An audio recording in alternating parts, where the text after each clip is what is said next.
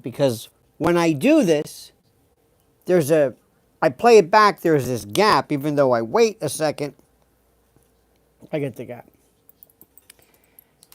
Happy Mother's Day, everybody. Let's weigh in. Come on, everybody get up. Let's see. We have 0 watching. Let's see how long it takes. 24 seconds. Let me see if we have 1. I like to see just when I surprise people with this. There we go, 1. 33 seconds for our first, I don't know who our first person was, but there they were. Our first person. There we go. Larry Summers. Larry says, wow, you're up late. Now, Larry, I know you're a good person, but you probably didn't know this, Larry, but let me fill you in. On Saturday and Sunday morning, this is technically Sunday morning, what am I saying? I am doing my radio show from WABC. That's why I'm here. I go on from 2 to 5 a.m. And I suggest, I invite you, importune you to watch at your leisure. And I am doing this, so before I start at 2, I normally say, okay, right now it's 1:13 or something like that. And that's why I'm talking to you. This is the precursor to the morning show. It's completely different mindset. And when you do more and more of this, it takes on a completely different texture. Does that make any sense to you? I was watching this piece on David Chase. It was talking about The Sopranos and things about The Sopranos. Well, one of the things I love the most about talk radio or radio is different aspects of it at night. This has a great clock, the great wheel, where I can go for long periods of time and not have to interrupt and be interrupted by a lot of interruptive things and that sort of thing. So anyway, so that's that. I hope everybody's groovy. Let me say, first, a happy Mother's Day to all of these wonderful, grand, and beauteous people who are a part of the world that we live in. Does that make any sense to you? It's a part of the world that we live in.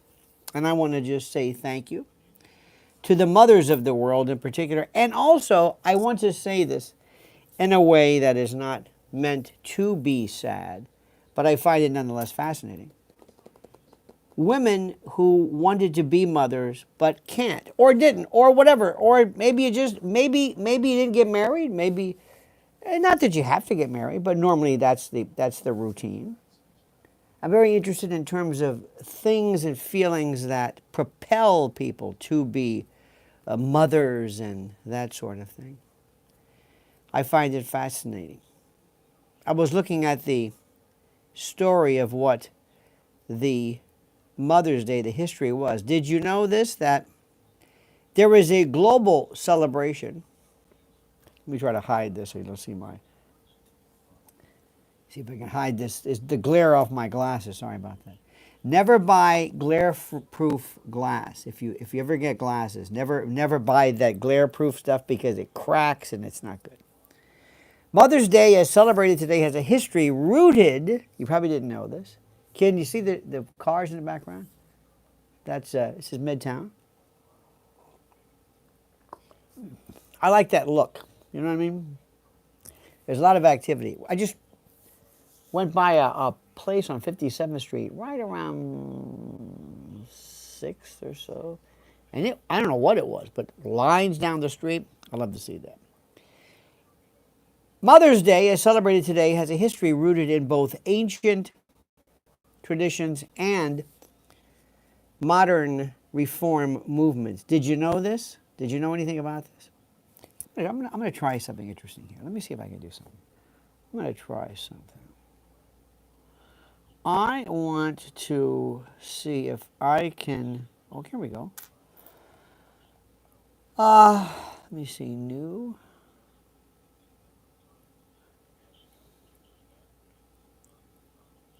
There's these little gadgets I like to buy, which are very interesting.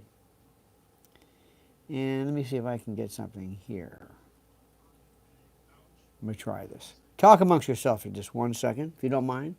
I don't want to be rude, as it were. Let me see. Send a copy to here. And let me see if I can. Does that make any sense? Nope. Let me try something different here. Talk amongst yourselves. I say that a lot. That's that old, what was it, that old Barbara Streisand thing. Hang on here. Edit here. Okay, there we go. There we go. All righty. Now we got something here. Let me see if I can explain this one to you. You're gonna get a kick out of this. I think maybe you will, maybe not. I don't know, but let me see if I can do this. I want you to read this or hear. I did this wonderful little bit of hang on. Here we go. Mother's Day. A global celebration. I don't know if you know this. By the way, 144 people, not too bad. I have more people sometimes doing this than you can imagine. Mother's Day is a global celebration with deep roots. Mother's Day, as celebrated today, has a history rooted in both ancient traditions and modern reform movements. The earliest known celebrations of motherhood date back to ancient Greece and Rome, where festivals honored mother goddesses like Rhea Perlman, of course, and Cybele, or Cybele, Cybele. In early Christianity, Mothering Sunday became a tradition in the UK, observed on the fourth Sunday of Lent. Look what this says. Greetings from San Antonio. My wonderful wife, Millie, loves your NYC walking tours. Thank you. You tell Millie, I love them too. And I just think we'll talk about this in a moment, but let me just read this. This is for Millie, but thank you, my friend. The modern-day version of Mother's Day in the U.S. was spearheaded by Anna Jarvis in the early 1900s. Following the death of her mother, Jarvis campaigned to create a national holiday honoring mothers. Now, in 1914, President Woodrow Wilson officially declared the second Sunday in May as Mother's Day. Ironically, Jarvis later disavowed the holiday due to its commercial exploitation, which is true. We tend to commercialize everything, whether it's religion or God or love or anything like that. Today, Mother's Day is celebrated in various forms around the world. In the U.S. and Canada, the second Sunday in May, of course, cards, flowers, and family meals. The United Kingdom, Mothering Sunday in March, often marked with flowers and cakes. In Mexico, May 10th is a national celebration with serenades, gifts, and mass. In Thailand, celebrated on August 12th, the birthday of Queen Sirikit, honoring both motherhood and the monarchy. Ethiopia, part of a multi-day festival tied to the end of the rainy season, blending traditional and familial celebration. Across cultures, the day universally honors the sacrifices, the love, and care of mothers, although the expressions range from heartfelt and humble to lavish and commercial. While the dates and customs differ, the spirit, I believe, of gratitude and maternal reverence is shared worldwide. So, here's my question. By the way, past Lionel's bedtime, in case you just tuned in, I am up early. I go on live on WABC, the premier, the monster, the mofo, AM 50,000 watt flamethrower in New York City, which is huge. This is where I started here in New York in 93. Think about that. So I'm not up early. I do it. Unbelievable. Don't know what, Scott? Not sure what that means. Thank you so much for that. The walking tour. And by the way, before I forget, happy Mother's Day to all mothers. We need this. Mothers are women. Mothers are women, and mothers do not necessarily have to. Mothers can be grandmothers. They can be adopted mothers. They can be people who take on a different angle. I wish the same to my beloved Mrs. L. We always make it a point, and this is very, very important to understand. As you've noticed, there's one thing that we have done. We have deliberately made it a point. We never, ever, ever introduce people in our world that do not knowingly become a part of this. Family, children, relatives, never, ever. It's a strict, strict rule. And it's a very wise rule, I think, today. Something that I think makes a lot of sense for people to stay away from. So, to her, I wish her this as well, because it's one of those things where it's very interesting. Let me also ask, let me go back to what you said about the walking tours. The walking tours I love because it is something that I think has such a sense of kind of a uniqueness, just walking, because it's just different. And I like it. And I love walking with you where you get to see what I'm seeing. It's not about me, it's about me kind of commenting on stuff. I just like it. And I can, describe it all day long, but that's a waste of time. By the way, please like this video. It means so much to us. Always like these videos. It puts us into that realm. I think what we do is one of the rarest things. One of the reasons why, because I acknowledge you. I don't sit there and just acknowledge every single person. That would be terrible. But I swear to God, I watch so many people who watch and do their things. And you know what? I really don't, how do I say this? I don't see them acknowledging the audience as much. It's almost like they don't know it, or maybe they have a producer or somebody. Maybe they don't even see the screen. This is me. I bought a little tripod here. I put the phone in it, and that's it. Don't have any producers. That's it. I'm the producer. So thank you for that. My question is, what about women who never had the chance to be mothers? And there's a sadness to that. A feeling, and I don't mean to make people feel bad. That's not the point of this. But to feel like some people who say, I never had, I feel not unfulfilled, but this isn't fair. The idea of people who wanted to be mothers who cannot. The people who want to be but can't. We used to have an office, Mrs. L and I, in a building that would stop on various floors. For some reason, the elevators stopped on every floor. I don't know why. It was a rather busy place. And there were three floors at least that were devoted to, I guess, maternity, fertilization, that sort of thing. And I got to tell you something. There's a friend, Christos. I love him. It's my brother from another mother, the honey man. It's fertility and that sort of thing. And the place is packed. All these people spending a lot of money to have children. And they can't. They can't. For reasons that make really no sense to me. It's not fair. For reasons pardon me. For people who, and then you walk outside and there's a million people. Then you go to Mexico City. Mexico City is probably one of the biggest places on the planet. It's like a million people in Mumbai. And it's like how in the name, how is this fair?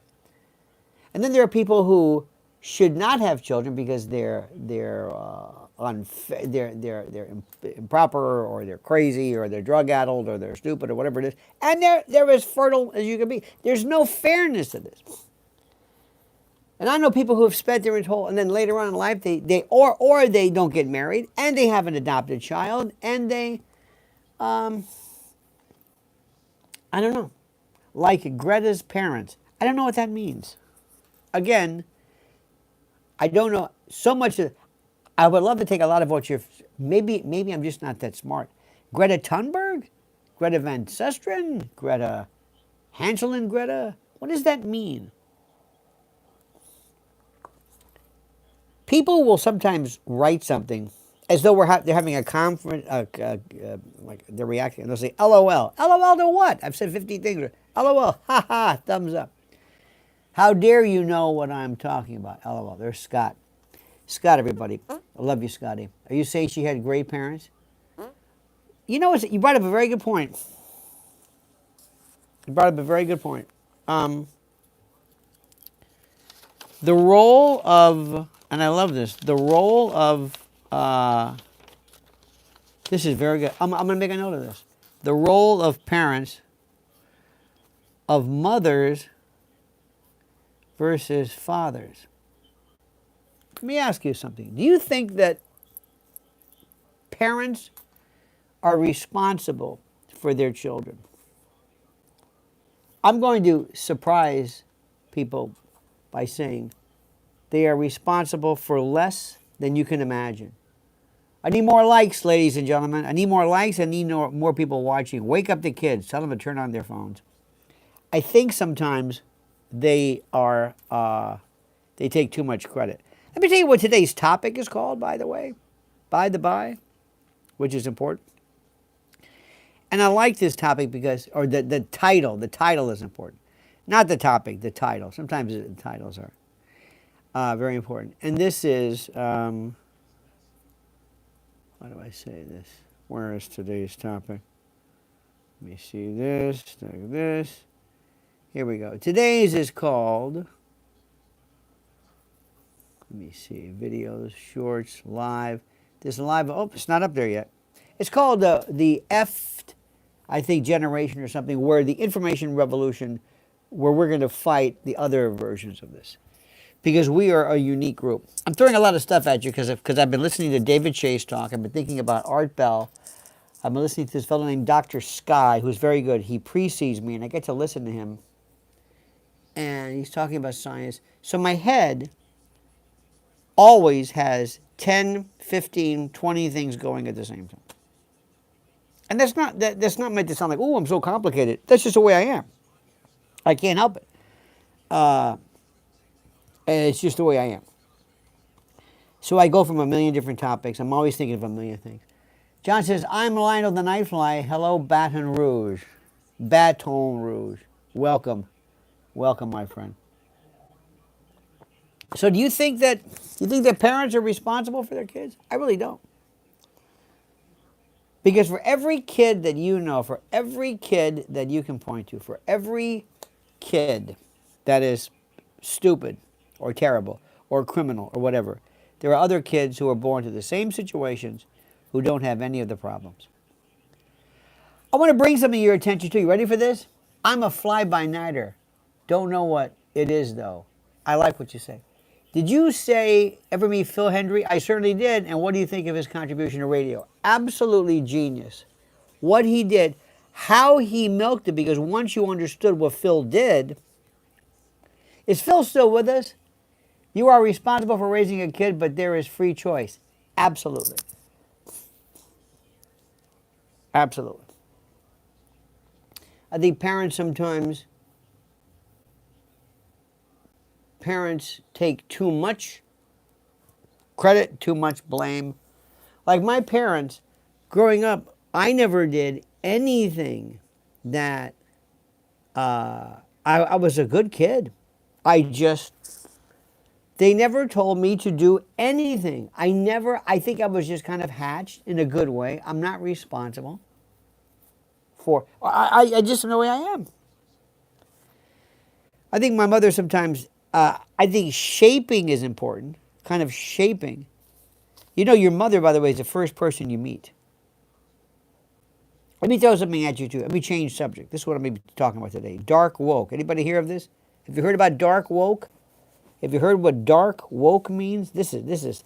Have you noticed there is either a celebration, fair or unfair, of wild, out of control black women and people on social media, in police stops, Chipotle, riots, and all this other kind of stuff for reasons that I don't really understand. Have you noticed it?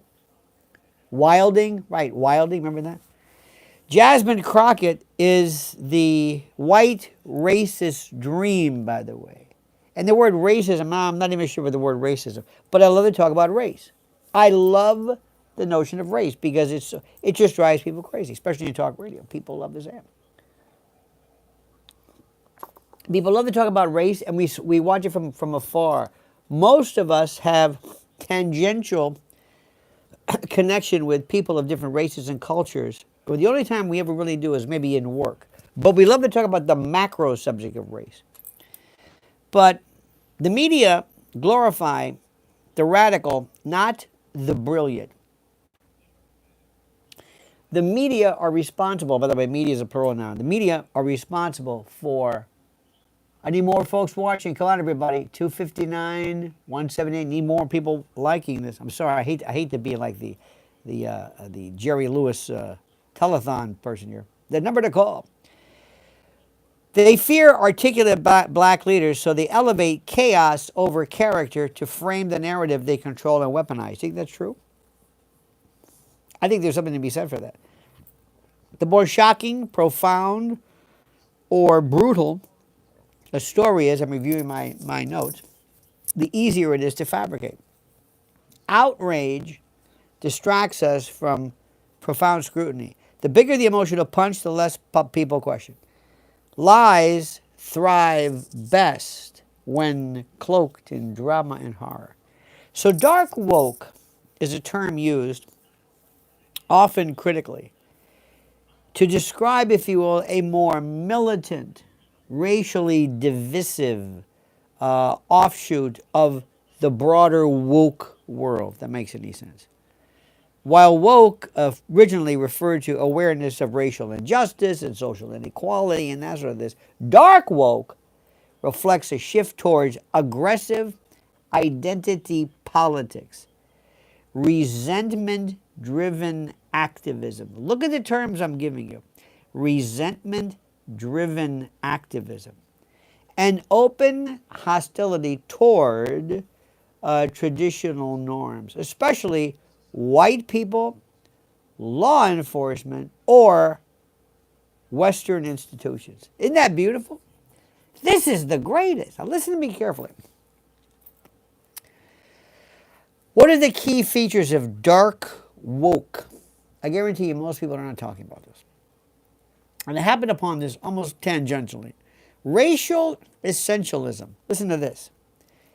It sees race as the core of identity and treats individuals primarily through the lens of group power dynamics. Race is not just some category or some description. It is the primary focus of your perspective. Number two, a rejection of unity. It opposes colorblind ideals or cross-racial solidarity, insisting instead on permanent struggle between oppressors and oppressed, and always perpetuating this theme. There never is progress. Nothing ever increases or improves. Nothing. Number three, aggressive expression. The normalization of profanity, mockery, and public confrontation as legitimate forms of resistance. I'm doing air quotes, resistance or outrage. Think about how perfect this is. Think Jasmine Crockett. 4, entitlement to rage. This is the idea where they justify hostility, rudeness, and even violence as moral responses to historical or systemic oppression. This is part of it. Number 5, cultural inversion. It celebrates behaviors once considered antisocial or unprofessional as symbols of authenticity or rebellion. What might be considered antithetical towards order is now considered authentic rebellion. And number 6, this is important, victimhood as power. This is the Al Sharpton theory. It leverages victim narratives for political or personal gain while rejecting accountability or nuance. Oh my God. Jasmine Crockett. Throw in the word also phony, inauthentic, and the like. This represents a vast minority of the entire population. The vast minority of black, people of color, those who possess negritude, the culture, the class, whatever it is. This is a minimum. In short, dark woke isn't about justice. It's about revenge, division, and performative outrage. Pretend where you are deliberately outraged in terms of your thing. It thrives on grievance, alienates the very coalitions that civil rights leaders once sought to build. The increase in visible hostility among some black Americans, whether in politics or media or viral public incidents, you see them all the time, the riots and the fights, whatever you want to call it, isn't the result of a single cause, but rather a convergence, or as I love to call it, a concatenation, a series of vector kind of concentration of long building cultural, political, and social dynamics. And remember, there are other factors involved. You probably never thought about this, but I love this. This is my research today. Decades of institutional distrust. Many black Americans harbor deep generational mistrust of government, law enforcement, and media institutions. I understand that. As social media remove filters and intermediaries, there's expressions of anger and resentment and defiance are becoming more visible and direct, letting it all come out. Don't hold it back. I understand that 100%. I understand it. Number 2, the rise of dark woke and radical or racial radicalism. It's a subset of what some call the woke movement. It shifted from calls for justice to open racial essentialism and antagonism. Dark woke. The idea often rejects civility and embraces confrontation as a form of liberation or empowerment. Listen to what I'm saying. This is not just a bunch of rude people. This is explaining, if you will, kind of this mob mentality, so to speak. This ochlocratic murmuration, for those of you who are probably talking into Starling formation, Gustave Le Bon, and others. Number 3, social media incentives. Outrage and confrontation go viral. Not we are the world. Platforms are rewarding aggression, not reflection. Incidents involving fights, defiance of authority, or racial accusations are algorithmically boosted. And all of this puts together and creates this perception or this reality of this growing hostility, even if it's not representative, even if it's not. And by the way, remember, 2 parts of it. Number 1, the reality of the situation, and also how people who enjoy social media. Anyway, so we'll talk about that later. I got other stuff to go. Listen to this one. You're going to love this. This is my favorite one too. Do you believe I do that transgender is cosplay, costume play? This is one of the most important things in the world. If you believe this, you are not alone in asking questions, and you're certainly not wrong to raise an eyebrow at the sheer volume of sudden public transgender declarations. Out of nowhere. There's Ramona. It's a media play, an attempt to normalize unhinged behavior. You are so correct, Ramona. By the way, Ramona, you have a great name. I'm not going to ever reveal your surname, but it's almost it is not almost, it is lyrical. It's beauteous. What once was a rare, deep, personal journey has now exploded into a social trend, a political lightning rod, and for some, a calculated branding tool, ladies and gentlemen. Let's start with the numbers. Less than 0.5% of Americans. There's James Rockford, Chicago police homicide detective here. Just want to thank you for so much great information. God bless you. God bless you, my Chi-Town friends. What was I watching? Oh, I was enthralled with the history of Operation Greylord. The biggest corruption scandal and investigation in world history. American history, maybe world, I don't know. Fantastic. Chicago's a great town. It's a toddling town. And I love the accent, or the regionalism, the patois. So less than 0.5%, 0.5% of Americans identify as transgender as 2 decades ago. Less than 0.5% of Americans identify, as transgender 2 decades ago. 0.5%. Today, that number is reportedly closer to 2%, and even higher among younger generations. In elite entertainment circles, it feels it's more like 20%, especially when it comes to celebrities and their children. So either Hollywood is experiencing a wildly disproportionate genetic anomaly, or I'm looking at my notes here, or there's a cultural incentive structure that's at work here. An incentive structure that rewards identity declarations with media exposure, brand deals, and social clout, and special clout, and don't rule out payouts from and by and through. We need Operation Greylord 2.0. Oh, you're right about that one. So let's be honest, the entertainment industry thrives on attention. In an age where headlines mean relevance and relevance means money, some seem to be strategically aligning their personal lives with politically correct narratives.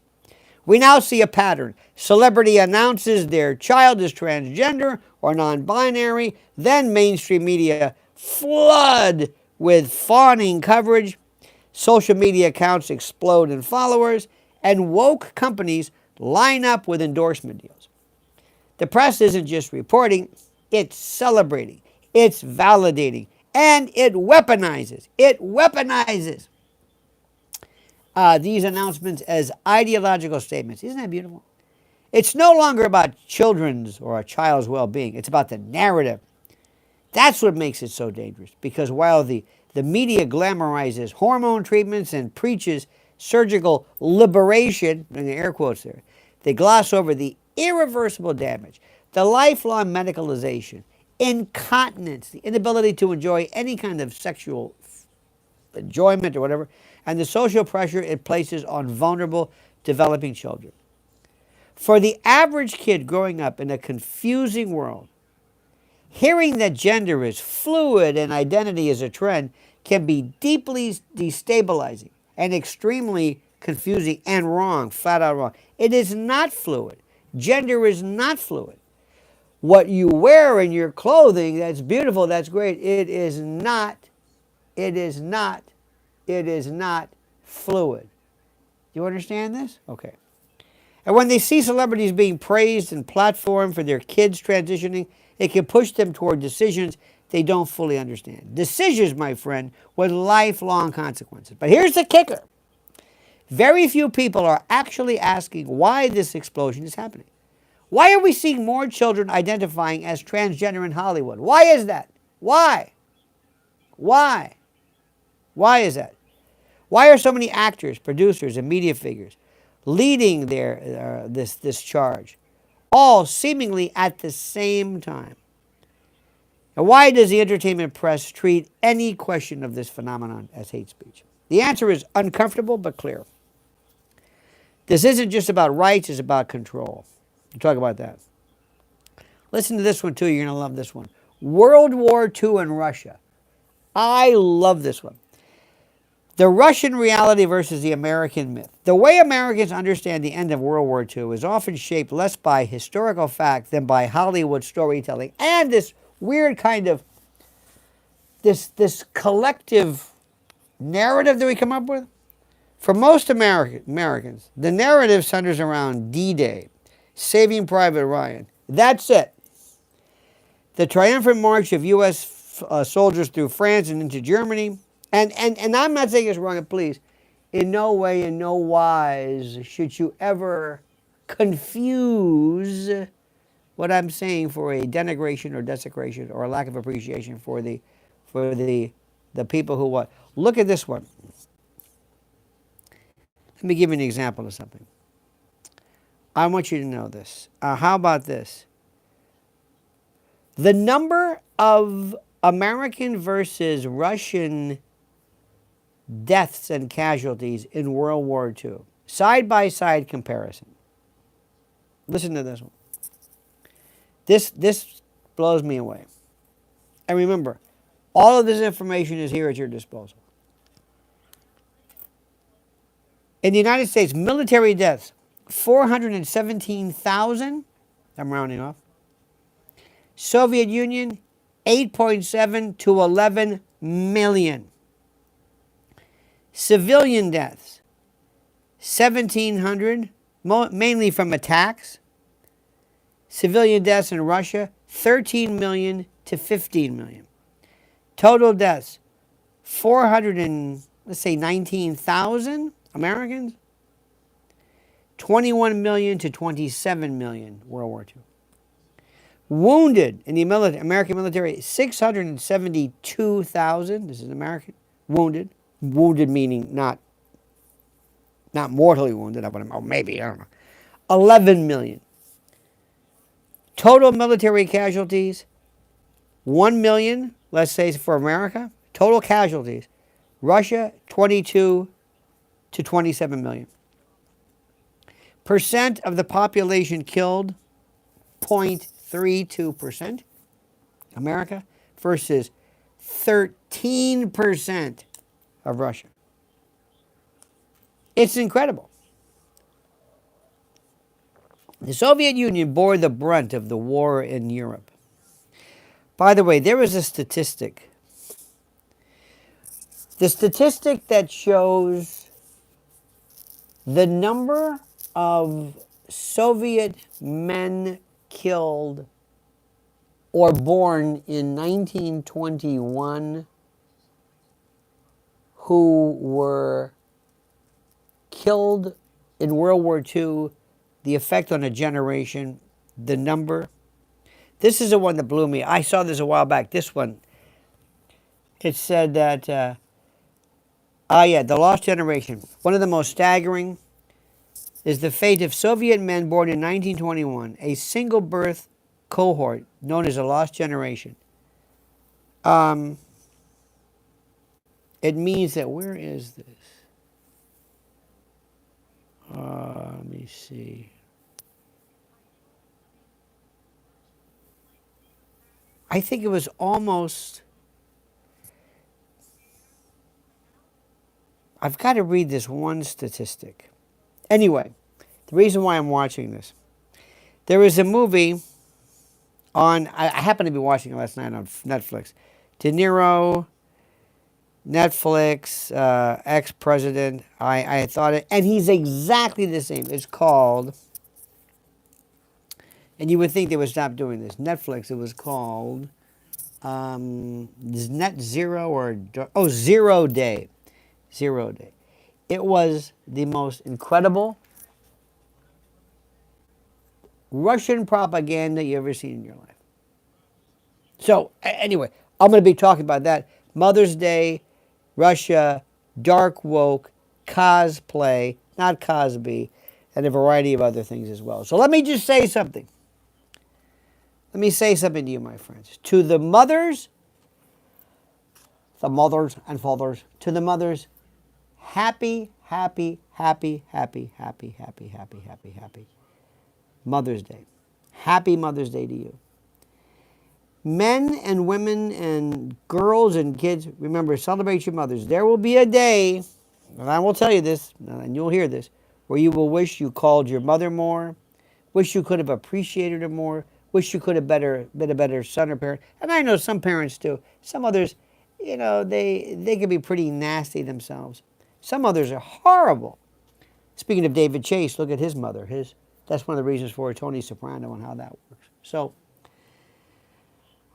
but if your mother was, remember, she was your first friend. She was your first connection to humanity. The first person who said, there is somebody out there other than me. That's exactly who we're talking about. So ladies, and I say this, ladies, you are mothers. Bless you. Happy, happy, happy, happy, happy. Thank you for watching, dear friends. Thank you for paying attention. Thank you for following Lionel Nation. Make sure you are also a part of this. And get ready for the revolution. We are going to create here a group of people, a generation of thinkers who never, ever, ever will be the same ever again after we take them through this way of critical thinking analysis. In any event, dear friends, have a great and a glorious and a beauteous day. Happy Mother's Day, and we'll talk to you later. Don't forget, until then, my friends, as we always say, the monkey's dead. The show's over. Sue ya. Dad, dad.